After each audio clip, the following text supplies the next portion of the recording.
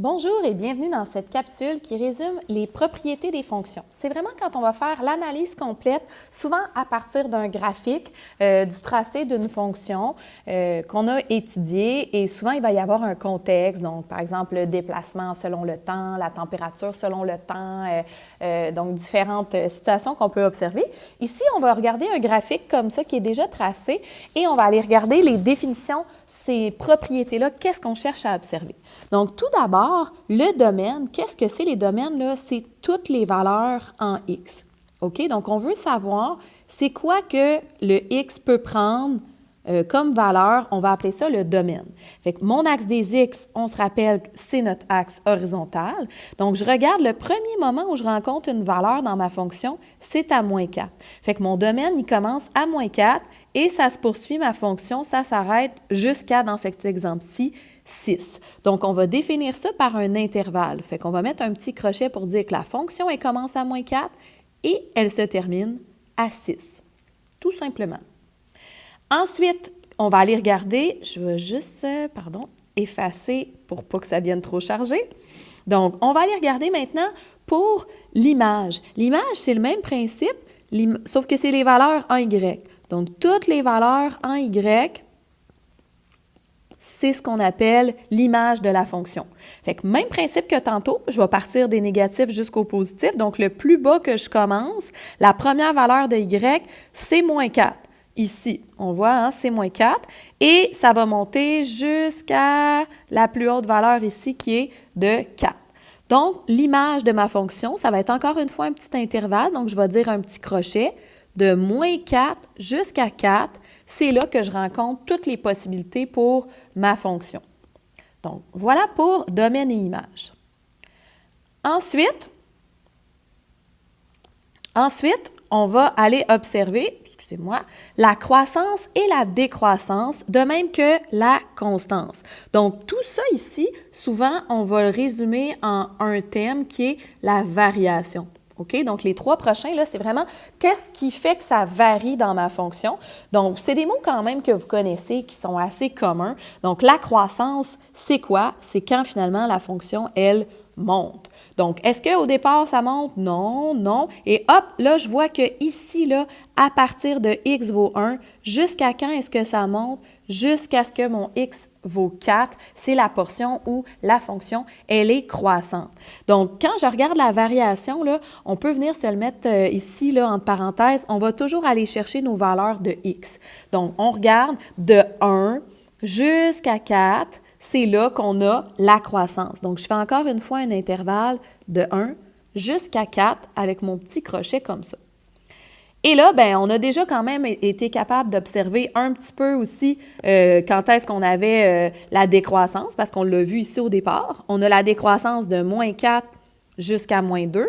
Et on va avoir une deuxième partie où c'est décroissant, là, ici, de 4 jusqu'à 6. Fait que quand on a deux portions là, où c'est décroissant, où la fonction, elle descend, on va venir les écrire une après l'autre.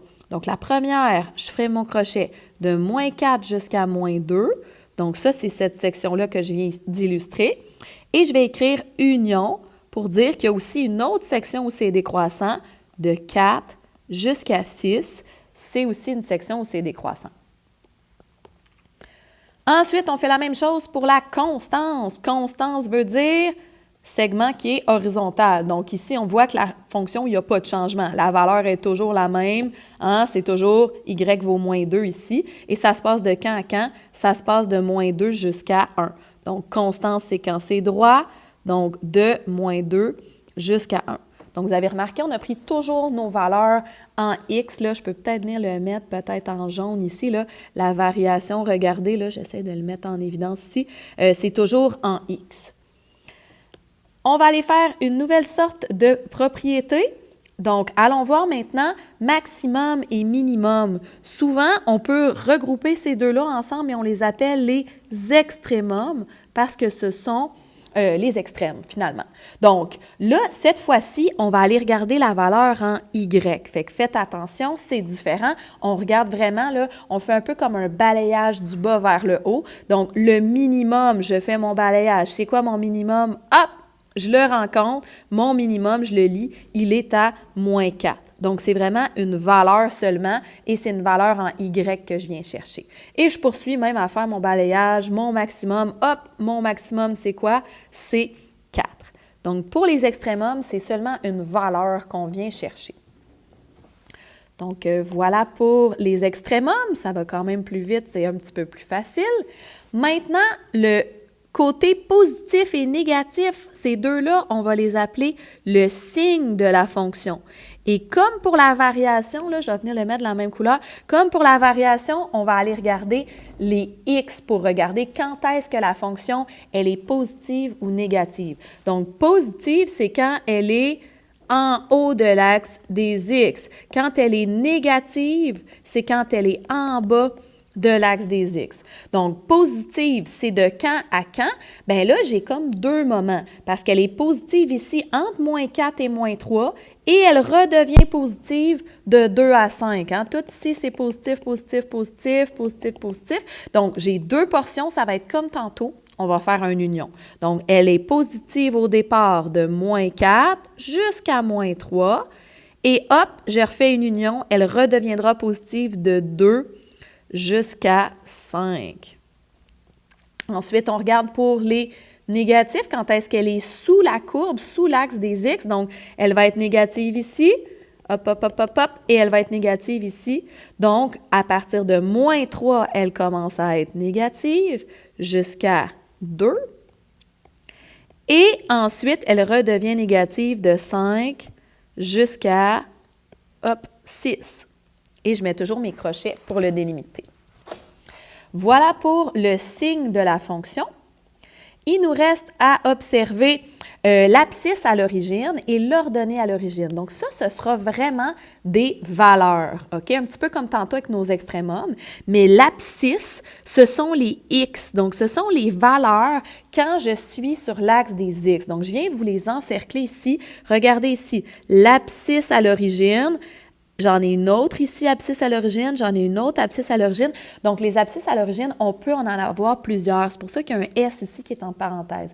Donc, ce sont 1, 2, 3, il pourrait y en avoir même plus, valeurs. Pour l'abscisse à l'origine, c'est l'endroit où on va croiser l'axe des X avec notre fonction. Donc, nous, on en a 3. Il y a donc moins 3 qui est une abscisse à l'origine, 2 qui est une abscisse à l'origine et 5 qui est une abscisse à l'origine.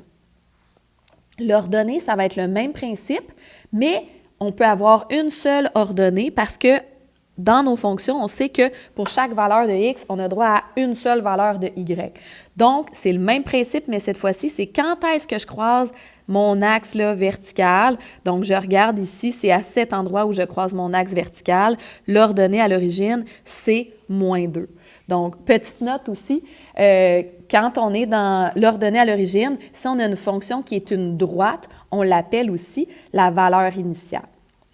Donc, voilà, c'était notre dernière propriété des fonctions. Donc, merci pour votre écoute.